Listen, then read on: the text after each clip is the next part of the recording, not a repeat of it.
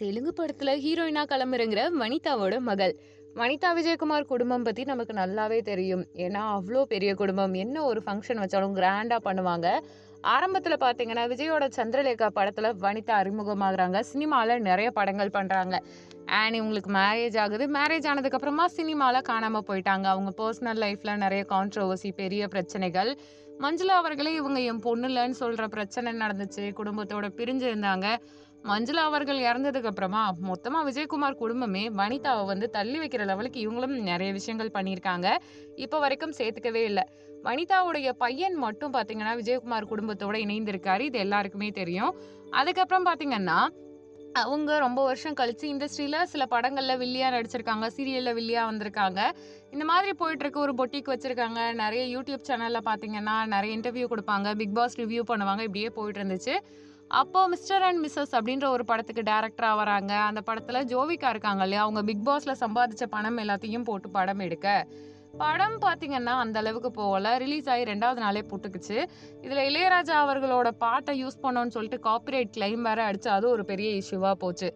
தென் YouTube சேனல்ல பாத்தீங்கன்னா paid member மட்டும் பாக்குற மாதிரி வீடியோவா அப்லோட் பண்ண, அதுக்கப்புறம் பயங்கரமா வியூஸ் எல்லாம் போயிட்டு பெருசா கல்லா கட்டிட்டாங்க. அண்ட் அந்த படம் வித்து தீர்ந்தாச்சு. வனிதா பாத்தீங்கன்னா இடையில ஒரு படத்துல ஏடியா பெர்ஃபார்ம் பண்ணிட்டு இருந்திருப்பாங்க பார்த்திபனோட.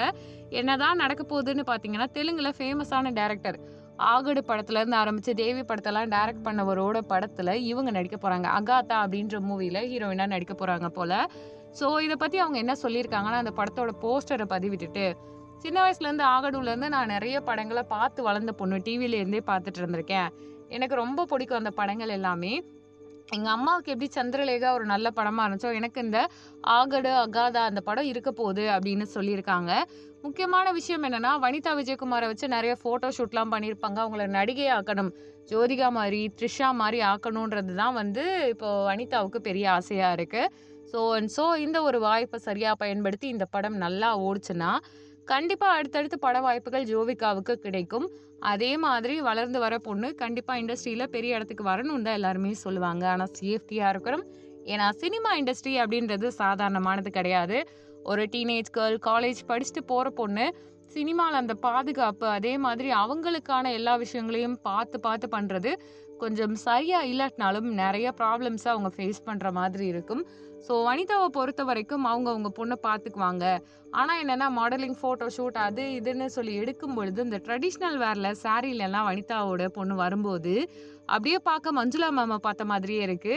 அதே மாதிரி அந்த விஜயகுமார் ஃபேமிலியோடைய சாயல்னு ஒன்று இருக்கும். எல்லார் ஃபேஸும் ஒரே மாதிரி இருக்கும். விஜயகுமார் அவங்க மூத்த பொண்ணுல இருந்து ஆரம்பிச்சு 2வது பொண்ணு பிரீதா, ஸ்ரீதேவி, வனிதான்னு எல்லாரோட ஃபேஸுமே பார்த்தீங்கன்னா சிமிலரா இருக்கும். மஞ்சுளா மேம் ஃபேஸ் மாதிரியே இருக்கும். ஸோ இவங்களுடைய ஃபேஸும் அப்படிதான் இருக்கு.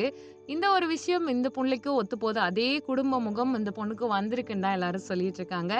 ஸோ கண்டிப்பா அகாதா மூவி நல்லபடியா வெற்றி அடையும் அப்படின்னு நம்ம சேனல் சார்பா வாழ்த்துக்களை சொல்லிடலாம். நம்ம சேனலை லைக் பண்ணுங்க, ஷேர் பண்ணுங்க, சப்ஸ்கிரைப் பண்ணுங்க. தேங்க்யூ.